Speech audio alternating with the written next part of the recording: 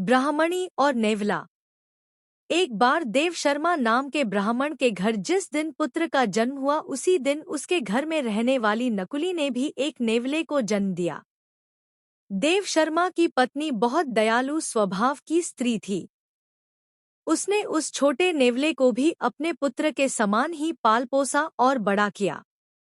वह नेवला सदा उसके पुत्र के साथ खेलता था। दोनों में बड़ा प्रेम था।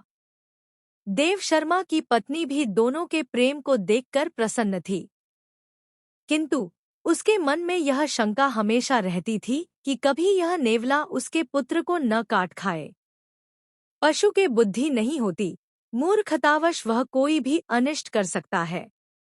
एक दिन उसकी इस आशंका का बुरा परिणाम निकल आया। उस दिन देव शर्मा की पत्नी अपने पुत्र को एक वृक्ष की छाया में सुलाकर स्वयं पास के जलाशय से पानी भरने गई थी। जाते हुए वह अपने पति देव शर्मा से कह गई थी कि वहीं ठहर कर वह पुत्र की देखरेख करे, कहीं ऐसा न हो कि नेवला उसे काट खाए।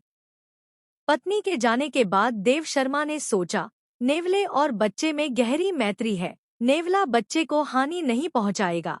यह सोचकर वह अपने सोए हुए बच्चे और नेवले को वृक्ष की छाया में छोड़कर स्वयं भिक्षा के लोभ से कहीं चल पड़ा।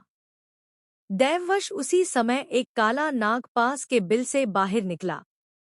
नेवले ने उसे देख लिया। उसे डर हुआ कि कहीं यह उसके मित्र को न डस ले, इसलिए वह काले नाग पर टूट पड़ा और स्वयं बहुत क्षतविक्षत होते हुए भी उसने नाग के खंड खंड कर दिए। सांप को मारने के बाद वह उसी दिशा में चल पड़ा जिधर देव शर्मा की पत्नी पानी भरने गई थी। उसने सोचा कि वह उसकी वीरता की प्रशंसा करेगी, किंतु हुआ इसके विपरीत। उसकी खून से सनी देह को देखकर ब्राह्मण पत्नी का मन उन्हीं पुरानी आशंकाओं से भर गया कि कहीं इसने उसके पुत्र की हत्या न कर दी हो।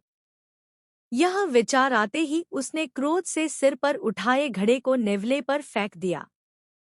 छोटा सा नेवला जल से भारी घड़े की चोट खाकर वहीं मर गया। ब्राह्मण पत्नी वहां से भागती हुई वृक्ष के नीचे पहुंची।